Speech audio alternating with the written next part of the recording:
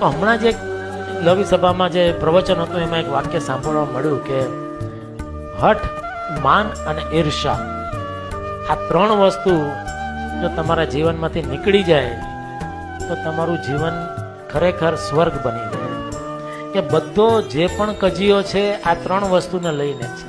કે હઠ, કે તમે હઠ કે ના હું આમ જ કરીશ, હું આમ જ, ના મને આમ જ જોઈએ, એ તમે મૂકી દો કે ભાઈ ના ચાલશે, તમને આમ ફાવે છે, ઓકે હું મારી હઠ મૂકી દઉં.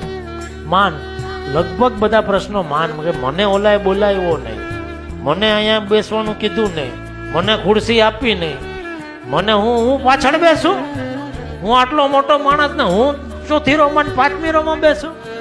જો એ તમારામાંથી નીકળી જાય તો એ તમને પ્રશ્ન તમને, કારણ કે એ વિચાર આવે તો તમને એ તમારી અંદર એ બધા દુઃખ પ્રવર્તે. અને ઈર્ષા, કે હંમેશા માણસ દુઃખી થતો હોય છે બીજાનું જોઈને.